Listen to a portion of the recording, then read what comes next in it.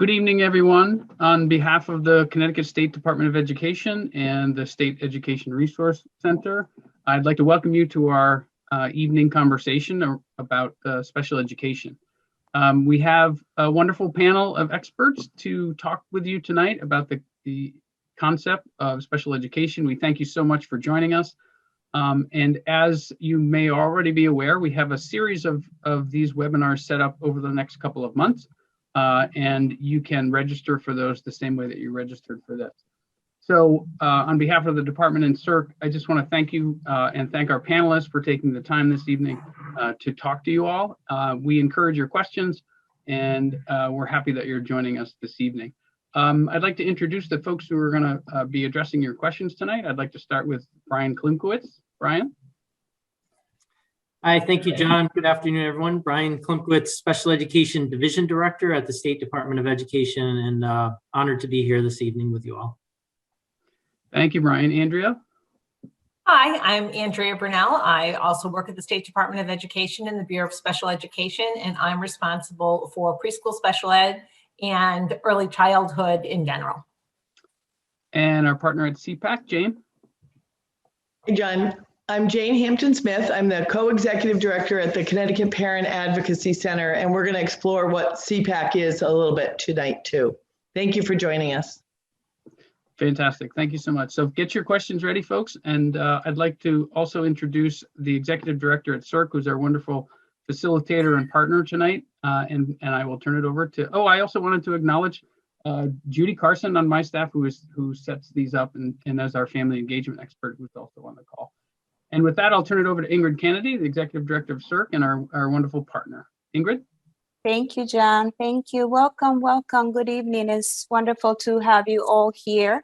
As John mentioned, my name is Ingrid Kennedy, and it is definitely my pleasure to be here to facilitate this session. We had a great session last week, and I hope that some of you were part of the session. Great questions. And we are looking forward to the interactive session as well today. So as John mentioned, make sure that you have your questions ready. I will share with you the process in which how we're going to get us interacting today. So you all are very familiar with Zoom. Zoom has become the Zoom thing of the year. So just to make sure that you know how to interact with us, in the Zoom bar, you will be able to get the reaction button. In the reaction button, you can actually raise your hand or let us know how the session is going. If somebody says something and you feel excited about it, you can clap, great question, thumbs up. So why don't we give that a test? If I can have you just react, show us a reaction. Nice, I see some thumbs up. Great, great, great, great. So we are good. Thumbs up, I see it. Wonderful. Thank you, thank you. I even see some hearts. Thank you. So I appreciate it. So as you can see right there in the same place, we have the raise hand feature. We will be using that when we open it for you to ask questions. When that time comes, we will ask you to unmute yourself so that you can actually ask your question live. If for some reason you have a question, but you say, you know what, Ingrid, I'm kind of shy. I don't want to ask you directly. I would like to put it in the chat. You can write it in the chat, and our guest speakers will be able to have access to the question. And also have team members from CERC. My colleague Nitsa Diaz is here as well, and she's also going to be facilitating some of the questions that you might have put on the chat, and we will interact together different ways today. So very excited for us to start the session. When you register, you send us great questions, and we are going to start with those ones for our panelists. Thank you so much. Me preguntaron si había traducción simultánea. Are they going to have translation? Can you just announce it? No, today we're not going to have translation. We are going to actually provide this video. Is going to be made available in Spanish, but we have to work the technology magic to do that. So for the purpose of this session, we are not going to have simultaneous translation. So, but we will have the video available in Spanish after. Maybe Ingrid, I'm sorry to interrupt, Ingrid or Nitsa, maybe we could say that in Spanish. So for our folks who are in Spanish, we'll understand. Would you like to do that, John? I would love to, but we'd like everyone to understand it. We can definitely do that. Just to provide that information, hoy no vamos a poder hacer traducción simultánea porque tenemos que, la tecnología la vamos a proveer después. Y todo el video hoy lo estamos grabando y lo vamos a proveer completamente en español. Okay? So hopefully, you know, then thank you for understanding. Muchas gracias por comprender. So with that said, again, if you want to ask questions, we will open it for public, and then we also will be able to do it through the chat or live. Another point that we would like to do is because our time is going to be so short. An hour is going to fly by. I want to make sure that if you have your questions that are direct and specific to the content. Sometimes what might happen that, especially when we care so much about our children, that we want to ask something about the current situation from our own children. What I will say is, if you have something that you want to be personally addressed, make sure that you put that in the chat and we will contact you directly with your personal question, okay? So we want questions today to be general, and you will see how this will flow, and that will help you. And then our guest speakers also are going to provide us some great pointers for you to actually to get some of your very specific personal questions answered as well. So with all that said, I hope that we are clear about the process, and we are going to go ahead. The first part of our time together is our panelists are going to be answering some of the questions that you already sent through the registration. So we will start there and we will begin to address those ones. And then we will open it for you to ask questions as well. So let me start with the first question. And Brian, I'm going to ask this question of you. So one of our parents asked this question. Given our current unique situation due to the pandemic, what should a special education look like for my son and my daughter?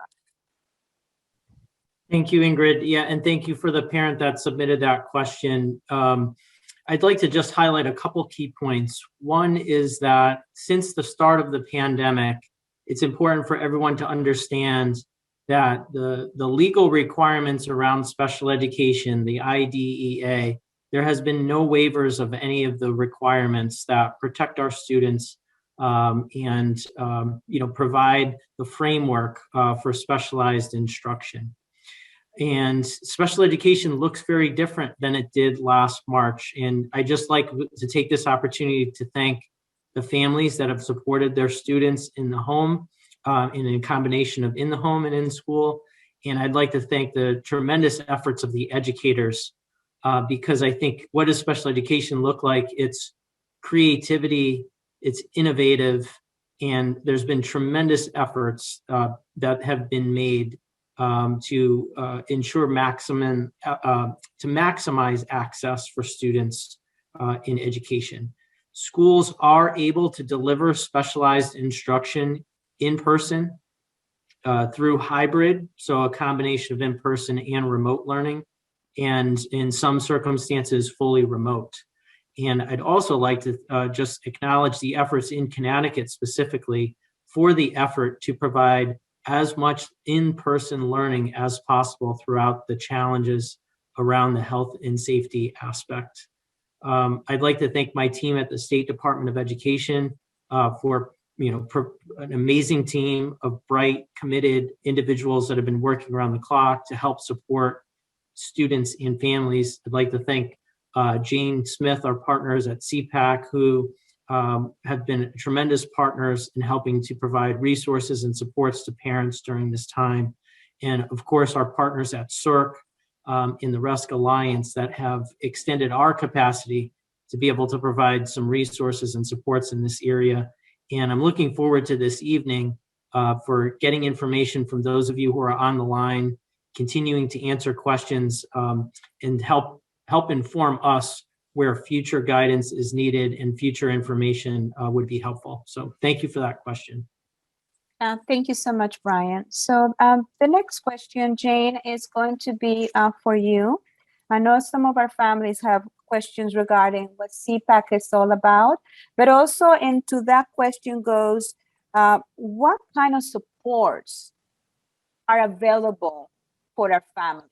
And then if you can tell us, answer the question at the same time that you provided us some information regarding what your organization does, CPAC. Thanks, Ingrid. Sure. For those of you who don't know us, I see a lot of familiar faces out there, but we are Connecticut's Parent Training and Information Center funded under IDEA, the Individuals with Disabilities Education Act. So we're here to provide accurate, high quality, meaningful information to families around special education. So primarily we're an information center, but in addition, we do provide support to families. We're all families of kids with disabilities ourselves. We've all been through it. And so there's a PTI, a Parent Training and Information Center, in every state in the United States and in some of our territories. And we're all here to support the family in building relationships with their child's school, to communicate effectively so that your children succeed. The purpose of our supporting families is really ultimately so students have improved outcomes. So some ways that we support parents are, we have a very comprehensive website of information, but we have some direct support available also. So for those of you who are parents or professionals supporting parents, we do have a call center. People can call and talk directly about their personal story and their personal questions with parents who have been through it themselves and who are highly trained. During the pandemic, it's been a little different, but we do have people answering the phone. It may take 24 hours, 48 hours to get a call back. Sometimes that's too long for families. We do have, you can access through the phone, email, we have Facebook groups. We also do some more intensive support that the state supports us in supporting families at a more intensive level. For those people who have really significant challenges that are different than the mainstream family that's just trying to learn, we do have some additional supports that are more intensive. And so I would suggest that people look at our website, email us, call us. We also have bilingual consultants in Spanish, Portuguese, Haitian Creole, and French. So, and we use the language line if people need to call that speak a different language. So professionals, please refer your families that don't speak English, because we will still communicate. And anything special ed or parents who are concerned about their child's struggles, their relationship with the team, how to improve that, how to have better communication, those are all things that we do every day. And we're here for parents if they need us. Thank you so much, Shane. What a wonderful resource. Thank you so much. And I know for some of us that might be some new information, so we make sure that we will follow up with some resources as well for those of you participating in today's session. So the next question, Andrea, this will be for you. A parent specifically with a child in preschool is saying, I am worried about my preschool child with an IEP transition into kindergarten. How can you provide me with some guidance and support? Sure. So when I'm done answering the question, I will put in the chat a link to both Spanish and an English version of our frequently asked questions about kindergarten enrollment, attendance, and entry, so everybody here can have it. But if you have a young child with an IEP and they are kindergarten age eligible, which in Connecticut is they're 5 on or before January 1st of that school year, it would be expected that that child will likely go to kindergarten when they are age eligible. The good news is that because they have an IEP, that IEP has to be reasonably designed for them to be able to access their education in kindergarten. So in a lot of ways, there are a lot of safeguards there, not just your procedural safeguards, but safeguards just for your child to make sure that their program is appropriate. We know that this past year has been different for everyone. So we also know that schools are working really, really hard to make sure that schools are ready for kids. The only requirement for a child going to kindergarten is their age, is that they're 5 on or before January 1st. It's not whether they are ready for kindergarten. We know that kids have not had the same kind of opportunities this year to socialize or to work on executive function skills, things like sharing and doing collaborative activities. But know that it's really impacted lots of children, and the teachers are in schools are really very aware that they're going to need to address a lot of these kinds of things with children. And what I would suggest is that when you do go to your PPT meeting and the IEP team is working on developing an IEP for kindergarten, that you ask lots of questions at the PPT. You know, how are we going to work on this? What are we going to work on? What are the goals for my child? How does that fit in the scheme of what's expected in kindergarten? And really have those conversations at the PPT. One thing for you to know that's very important is in Connecticut, we do have a statute that allows families to opt out of kindergarten. Schools are required to offer kindergarten, but parents can choose to opt out of public schooling until age 6 or 7 at their discretion. If you do choose to opt out, though, there is the possibility that the school district will no longer offer IEP services to your child because you'd be opting out of public education. And that frequently comes to a surprise to parents who say, I want to keep my child in preschool, and the district is saying, we're writing an IEP for kindergarten. They say, you know, that's okay. I'm just going to keep them in kindergarten and they'll still get their IEP. That is likely not going to be the case. So I really, again, encourage you to have those conversations at your PPT meetings. And I'm so glad that I went after Jane, because my next suggestion is always, if you're really worried and want to talk about your specific case, you can always reach out to me. But I like to tell families, reach out to CPAC, because there's a parent there that has probably gone through this situation themselves and has spoken with other parents who have gone through the situation, and they can really help guide you through the thinking for that. Wonderful. Thank you so much, Andrea, for that, your response as well. So at this time, I know that our guest speakers are ready also for your live questions. So at this time, if you would like to ask the question, please raise your hand, use the raise hand feature, and we will ask you to unmute your microphone, and you will be able to ask the question directly. So now let's see who would like to ask a question, and I will ask Judy and Nitsa, we have any questions that are coming There was a question about CPAC. Do they specialize with kids with autism? So I wouldn't say we specialize. We have to serve all disabilities, but I can tell you, having just had a staff meeting yesterday and sharing what our children's disabilities, autism is highly represented in our staff's experience. Many of our parents, they may have one child with autism, another child with ADHD, but most of our staff are experienced with their own child with autism. And certainly if somebody needs something very specific, we can try to connect them. My son is 31 with autism and intellectual disability. So I've been living with autism for a long time. So I do think that we're prepared to help families of children with autism. I hope that helps. Thank you so much, Jane. Greg, do we have some hands raised? I just want to make sure that we do it in the appropriate order as they come in. We do have one hand raised right now. Elizabeth Knight, you can unmute yourself. Thank you. Thank you, Elizabeth. Thank you. Good evening, everyone. I just wanted to know, why is there an age limit for a kid with disability to age out, such as my son?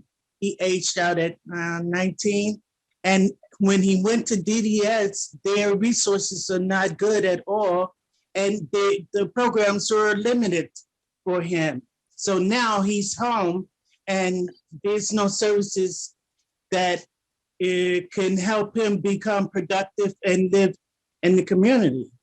Elizabeth, thank you so much for the question. I'm going to ask Brian, if you can just talk to us about the age limit. And then Elizabeth, what I will do as well, connect you with our colleagues from the department so they can also address your question specifically about some of the services directly with you. Brian, would you tell us exactly about the age limits and what that is?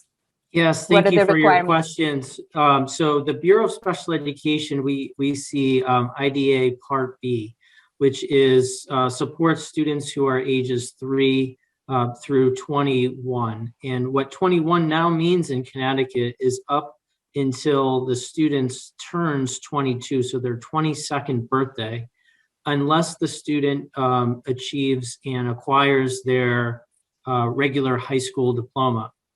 So as students progress through their education, the planning and placement teams that meet for the IEP will determine what graduation criteria that student should be achieving. And in some cases, that's up until student's 22nd birthday, as I mentioned. And in other cases, the planning and placement team determines graduation criteria.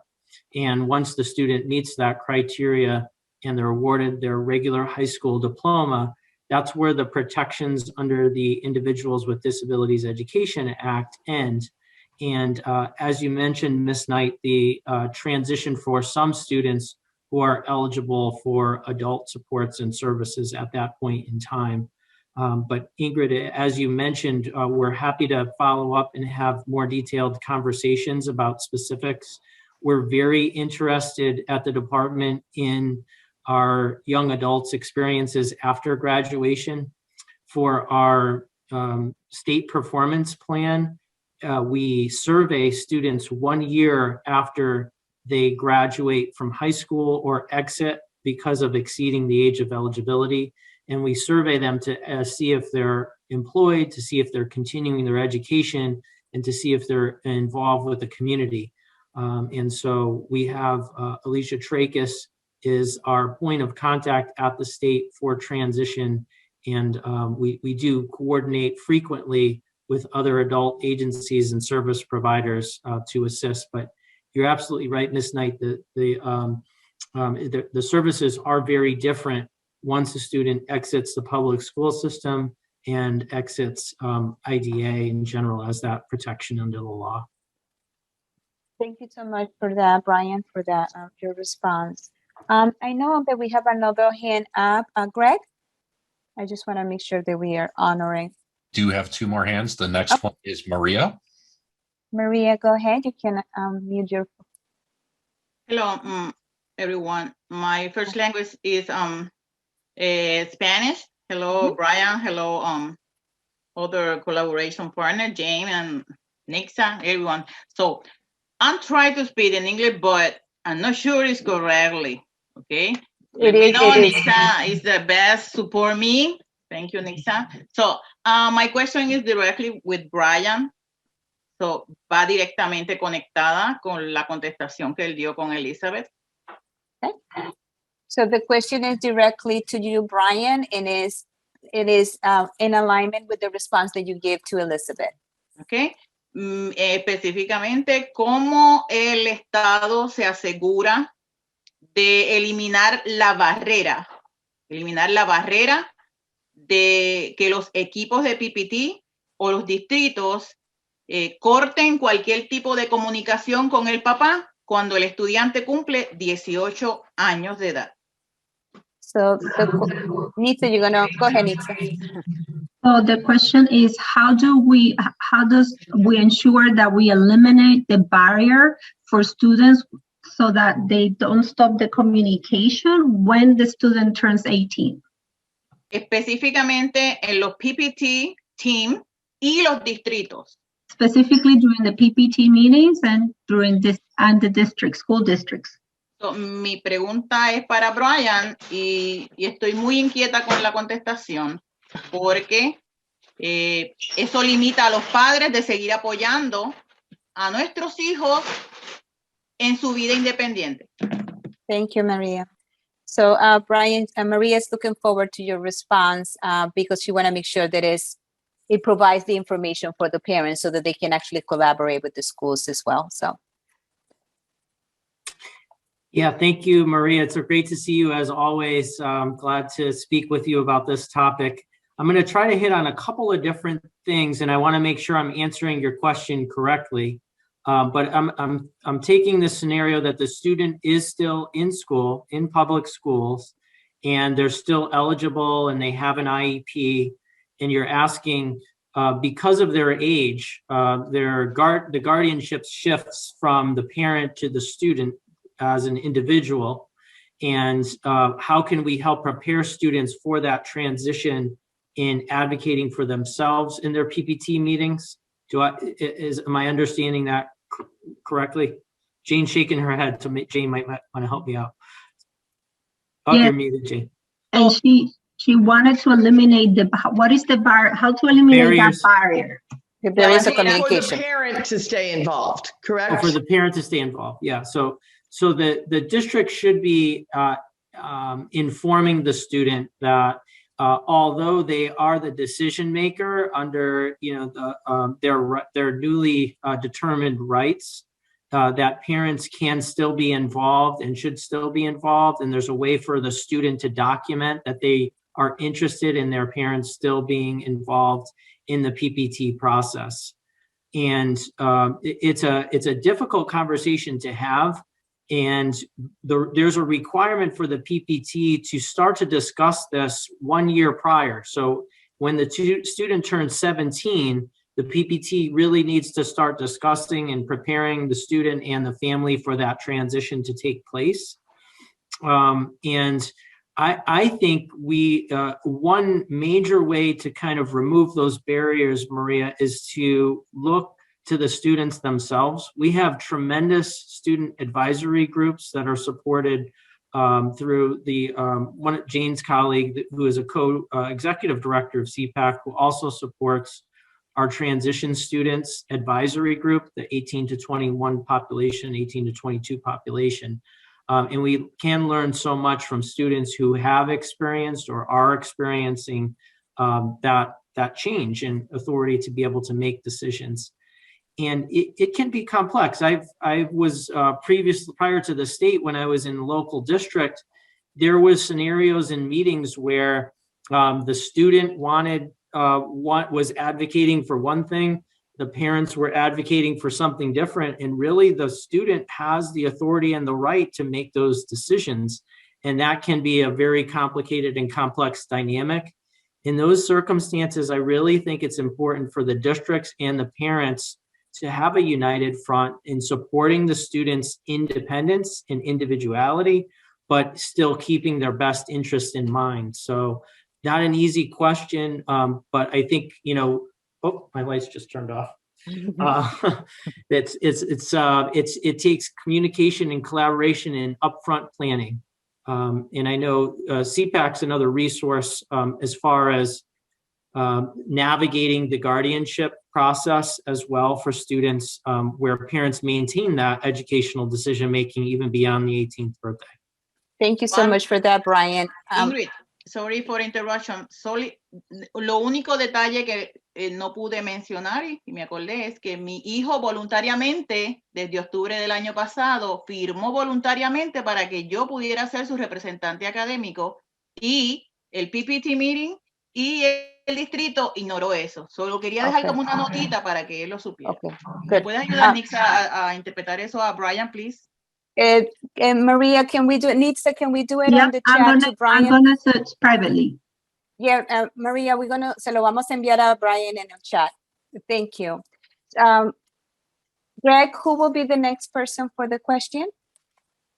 Sure, Alisa is the next one up. Thank you, Alisa. Welcome. Hi, thank you for hosting this. So I wanted to see what the options are when the district is not in compliance with the IEP and you've let them know multiple times. I know we've had issues in the past, and we filed OCR complaints when they weren't in compliance with the 504 and stuff. And we have an IEP now, and definitely it's just frustrating because we've gone over it numerous times with them, and all these teachers keep reaching out like shocked that there's this kind of problem. And it's like, well, that's exactly why we have an IEP. Did you not read it and discuss? Do you know what I'm saying? I mean, not being snotty like that in the emails or discussions, but the reality check is like, hello, this is why we have all these steps that you're wondering why X is not happening. Well, the IEP is to help that. So what should we do? Because we've been trying to play nice. I don't want to go and sue them. And, I just, we'd rather play nice. Right. But if we can't, then we can't. But I'd rather do it nicely. And we've been trying for years. And this is a kid who's had issues since kindergarten and is now 15. So, thank you for that question. Jane, do you want to start and then I'll jump in? Sure. Yeah. It's a long time for you, Elisa. So all we can really talk is the time of COVID right now. But the message has been from the state right along that districts and families should try to be working things out. You have done that. You have made your effort, and from what you're saying is it's not getting you far. So there are dispute resolution options. One is that you can write an administrative complaint to the state, which is a written complaint, and a state person will investigate it. And it's not the same as suing the state. It's asking for help to resolve a problem that you're not getting resolved. Or you can also ask for mediation. And mediation can be a really nice place where nobody really compromises. Everybody can really work together to solve a problem. Yeah, we did that through OCR already in the past. So it's a different process through special education. There are mediators that belong to the state of Connecticut that are neutral parties that are hired. But you can certainly, if you feel that that's a reason, it's also optional on the part of the district. If you ask them, they can say no. And so that may not always get you somewhere, but the administrative complaint is something that's within your ability. But I know Brian has staff that are also available for you to call and say, this is what's happening. Can you help me? And if they feel that they can, they will. And Brian, I don't know if you want to elaborate on that. That was perfect. Just to add to that, Alyssa, if you aren't comfortable necessarily filing the formal administrative complaint for us to investigate, our consultants will call the district on your behalf. They'll call the district. Some parents ask to keep their anonymity and say, they know it's us. Do you know what I mean? We're on their hit list. We're one of those high profile. Yeah, just mentioning that in general, though, but we're absolutely happy with your permission to contact, for example, the school or the director and say, here's what the parent has communicated. Is there, what steps have you tried to take to address this issue? Because ultimately, like Jane said, we have formal processes that, are more formal with, again, the outcome is everyone wants what's best in interest of the student. And we don't want the processes bogging down that ultimate outcome. I did see also you had a question about out-of-district placement. So I just wanted to make sure I know that was sent. Yeah. If that was your chat. It might have been. That's one of our topics anyway at the moment. Okay. And just to speak to that really briefly, the planning and placement teams should develop IEPs that are able to meet the needs of that individual student. Placement comes secondary, so to make sure that your IEP is reflective of your son or daughter's current levels of performance, how they're performing in school currently, what services that they need to be able to achieve their goals. And then the question becomes, can the district implement that IEP that is designed for that student? And if not, who can? And we have heard from districts and families alike that, even in the best circumstances, there are delays in some transitions for students who require a more restrictive placement outside of the public school setting. And now, especially in the times of COVID, with all of the safety precautions and that some of those wait times are being extended. So that's something else that you can also contact the Bureau about, and we'd be happy to follow up with. So, Alicia, thank you so much for that perspective. And when I'm gathering from the responses from Jane and also Brian is the technicalities, the policies and the procedures, and how do you have access to the supports. And then from Jane's perspective is those procedures that you can get to in order to be able to feel supported. So, and I know that the questions that are being presented are definitely supporting everyone in the space today because we all have some different needs. So thank you so much for that, Lisa. Appreciate it. Greg, who do we have next? Hi. So I have a kindergarten student. My son is 5. He has been to preschool and before that birth to 3. He has also been in a traumatic situation prior to that. I am his stepmom. So he blocks things out that are traumatic to him. So his PPT team doesn't see the traumatic things that his psychologists see. He also is autistic and does have diagnoses on top of that, speech issues and socialization issues as well that comes with the autism. My issues that I have questions about is that we see things that are he's learning at school.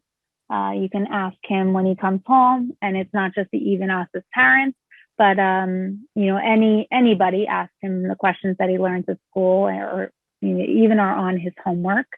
He doesn't remember. He doesn't remember the lessons. He doesn't know, how to do the work. Doesn't remember his sight words.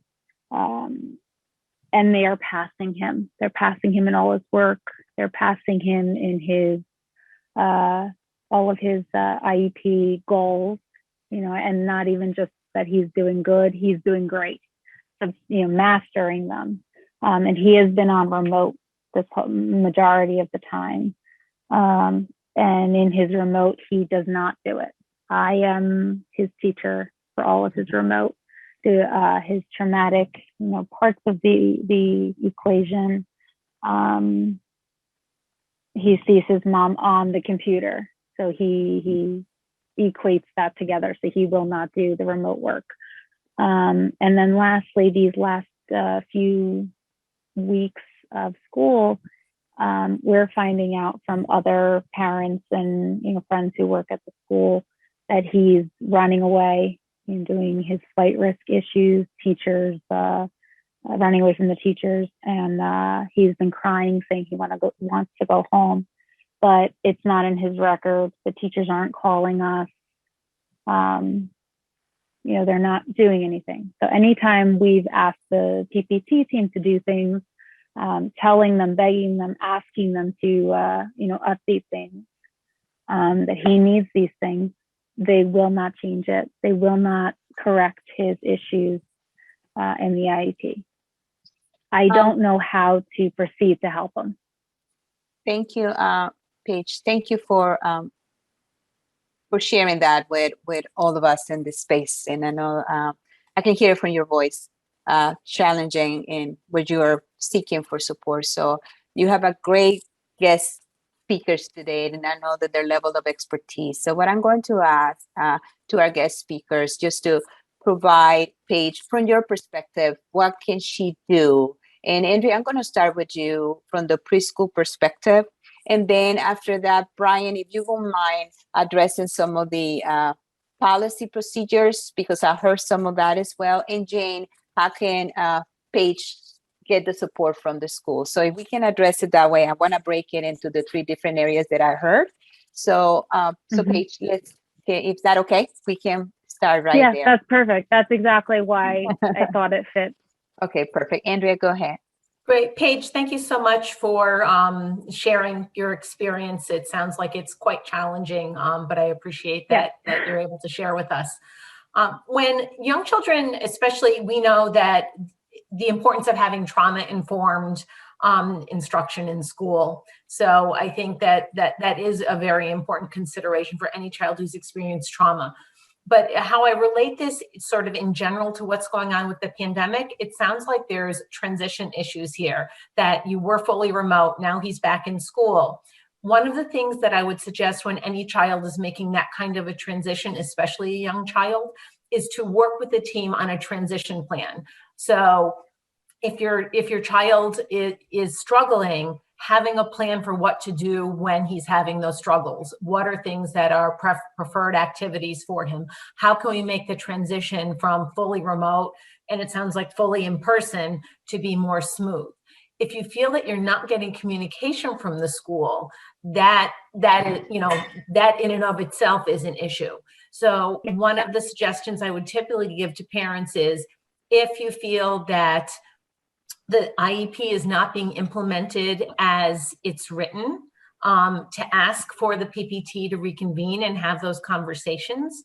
If you feel that the PPT team is missing something about your child's development, or there's something inaccurate in the evaluations they've done, I won't go into details, and perhaps either Brian or Jane can talk about it a little bit more. You can always ask for something called an independent educational evaluation if you're not agreeing with what the district has uncovered through their evaluations.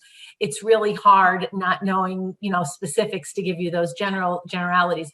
I could encourage you, feel free to reach out to me, outside of this, and I'd be happy to speak with you at more length. Or like I had said to the other caller, reach out to CPAC because they are really, really helpful.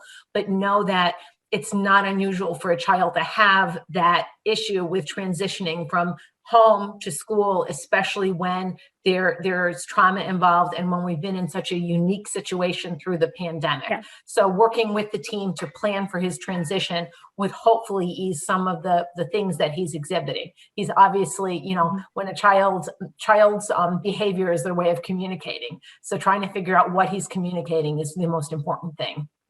Thank you so much, Andrea. Brian, would you like to add?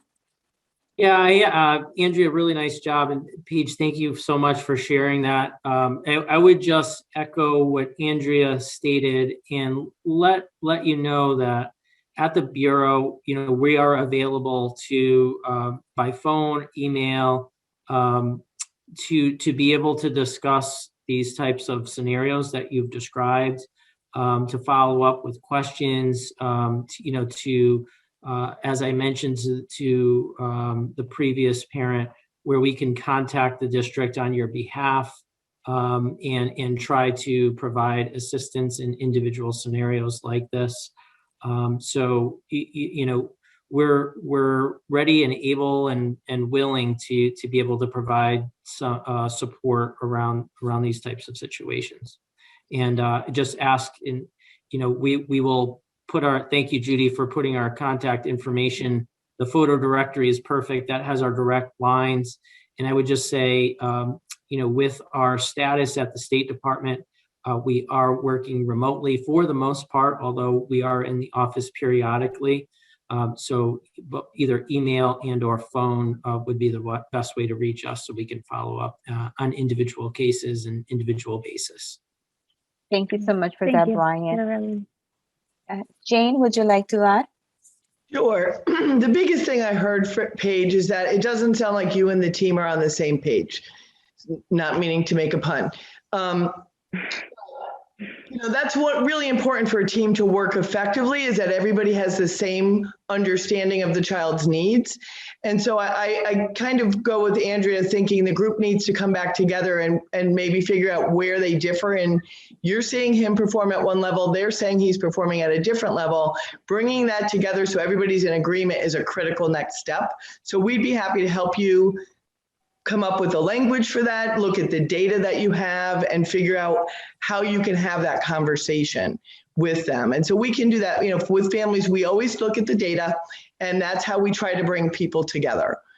So the Bureau is available, we are available. Andrea is the early childhood person, and Adriana is our early childhood person. Should you want to call and get some assistance? Thank you so much. Yeah, that would be fantastic. Yeah, thank you so much. I really appreciate it.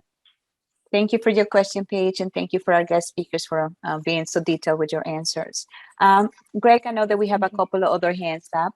If I could just jump in real quick, sorry to interrupt, Ingrid. There was a question in the chat that I just wanted to address very briefly. Sure. There was a question that asked about during COVID, what forms besides the IEP document are districts required to complete when services are remote? So I did want to mention that in August, before the start of the school year, the State Department developed a learning model IEP implementation plan. I know that's a mouthful. It's a tool. It doesn't take the place of an IEP, but it is a required format in a sense that if the IEP is being implemented differently than in person, so for students that are receiving hybrid services or remote services, or families that have opted to be full remote even when schools are in person, this template would articulate how and when services are provided. So I did want to share that. It is a new format and a new form both for parents and districts, but that is the required form besides the IEP document to help districts utilize a tool to be able to communicate those supports and services. And there's the most important piece of that is that there's meaningful collaboration and communication between the school district and the parents. Thank you, Brian. Thank you. Greg, do we have another question? Another hand raised? We do. The next person is Ellen. Ellen, go ahead. Welcome. Hello. Good evening, Hi. everybody. Good evening. My question relates to middle school. My son just transitioned to middle school this year, and we have unfortunately bounced back and forth between full in school 5 days a week and having to quarantine, which means that a lot of the prep work for transitions can't necessarily happen because we're bouncing. You get called in the morning of saying, hey, your kid can't come to school today. He struggles a lot with remote learning. I was wondering if there were resources out there that would help try to figure out a better way so that he is paying attention in his classes when he's remoting in, getting through the homework, because he's now on his Chromebook, 8, 9, 10 hours a day between school and homework time.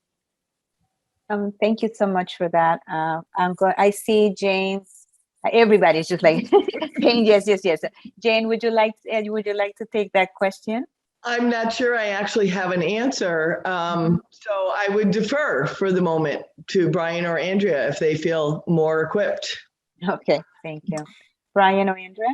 Yeah, I'm happy to jump in. And I think you've described just what's been happening across the state, because of the pandemic and really the impact of the pandemic and the need to spin on a dime and, getting a phone call or an email from the superintendent the night before, contact tracing and quarantine. It's the districts have done, a yeoman's job in being able to plan for the different scenarios. We've been able to, over the summer, one of the states, our guidelines ask districts to prepare for all three scenarios. So, you're preparing for in-person, you're preparing for hybrid, and you're preparing for remote. And when the services or when the model changes on a dime like that without preparation, that's really where the communication comes into play, and ensuring that there's communication between case managers and families, how quickly those services can be delivered, and in a meaningful way for students that have learning exceptionalities. So you asked a question about resources around engagement, and there's some really nice resources at the national level that our partners at CERC helped put together in our first, not the last parent session, but the actual first parent session that we had when Dr. Cardona was on, around strategies that parents can engage in to keep the engagement high in a remote setting. We know that some students respond to that better than others. Some students flourish, whereas others really struggle, as you said, to maintain that focus, maintain that attention, even if the technology is there. So it's creating frequent breaks. It's maintaining a routine in the house, structuring space within your home to try to maximize student engagement. That's where the first question that talked about creativity and innovation, we know that's happening on the parent side and the district side. We know there tends to be kind of information overload in a lot of these circumstances. But if it's okay with Judy and Ingrid, just as we did in the last session, we can provide those kind of, we tried to narrow down some helpful resources for parents, and student engagement was one of those topics that we know is fresh, it's forefront in everyone's mind. Thank you, Brian, for that. And yes, for all the participants, we will definitely, all the references that we made today regarding resources, you will be receiving that information as well as a follow-up. In addition to information of when the video, the recording will be available for all of you to have access so that you can actually replay some of the questions and notice, all the resources that are being available by the guest speakers as well. So thank you for that, Brian. Greg, did we have one more or two more hands up? I thought that's what I noticed. Good evening to everybody. I have a question. During the inclement weather, my district sometimes they say that it goes learning, remote. But my daughter is placed out the state. Then she goes. Her school is in another place, I live in New Haven, her school is in Wallingford. Then the problem that I have is that her school is still open. Then a lot of times in New Haven, because the weather, they close and they say we are going to go remote. And I've been telling the district, then listen, my daughter goes to Wallingford. Can I have a cab or an Uber to drop her up over there because her classes are there? She's missing school. And then they told me that no, they are not allowed to give me any kind of reimburse for me to transport her to the school. Then I feel that it's very unfair because her school is open and I don't drive. Then I had to take a cab or something to drive her there. Then I know that it's very pricey because between here to New Haven to Wallingford is like $30. Then it's $30 going and $30 come back. Then it's $60. Then for the day it's like $120. I think so. Where the schools are open, like in my daughter's case, and in a lot of other parents that they have the children's out placement, they should be a little more flexible with these kind of students that they don't have any kind of fault, and the schools are open even though that the district is remote. Lena, thank you so much for that question. So I'm going to see our guest speakers and see who would like to address the concern. It's a tricky one because we would really need to ask a lot more questions, I think. So I think that might be really well handled by one of our consultants, and we do have people that can help if you would like to call. I don't know if our information had been put in the chat, if Nitsa or Judy could do that, to call or email us and we will help you, because certain schools don't require that they provide transportation. If it's a magnet or a charter, there's just a lot of different scenarios that it could be. So it would be helpful if we talked one-to-one to understand it a little bit better. Is that okay? Thank you for that, Jane. Thank you. When we have conversations in this generalist space, as we mentioned at the beginning, sometimes that some of the questions are very personal. So they are best addressed by one of the guest speakers personally or their organizations that they represent. So I know that our colleagues from the State Department of Education are willing to support, as well as our partners from CPAC as well. So I'm being very conscious of the time. So I don't know if the guest speakers see any other question in the chat that you're able to address quickly. If there is a question there that you might be able to address, Judy or Nitsa, that we have any lingering questions on their chat that can be addressed in the next minute or so.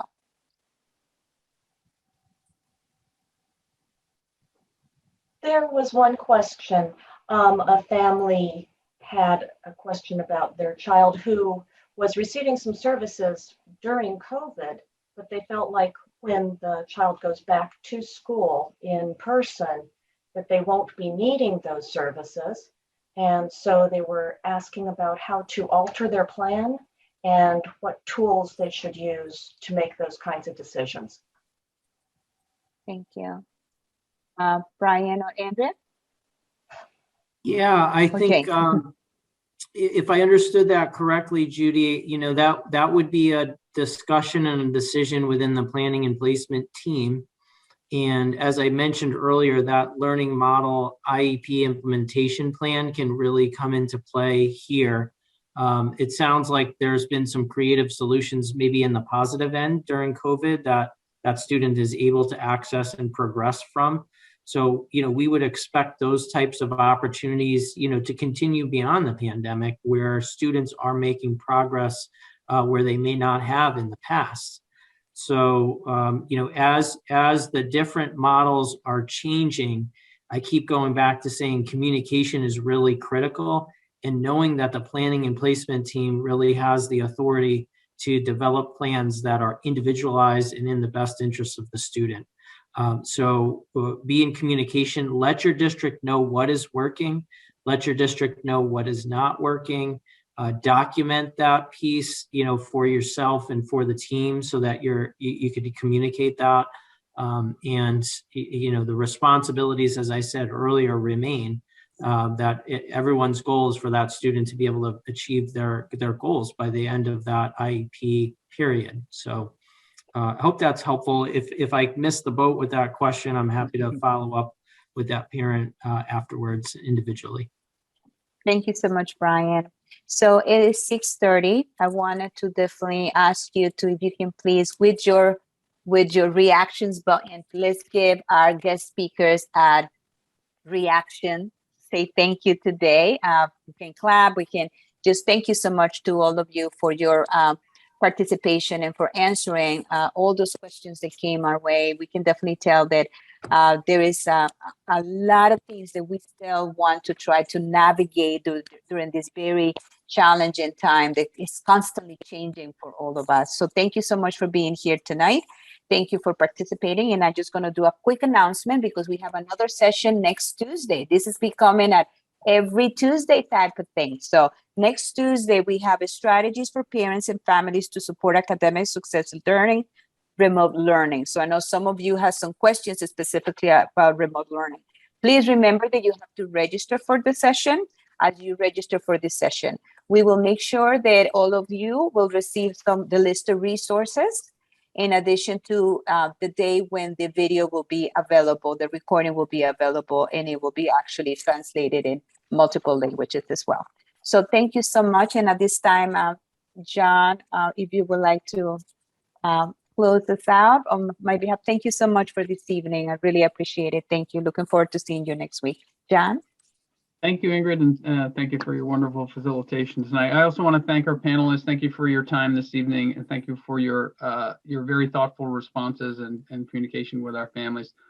Really appreciate this work, and again, thanks for joining us. And please don't, for folks who are on the call, please don't be strangers.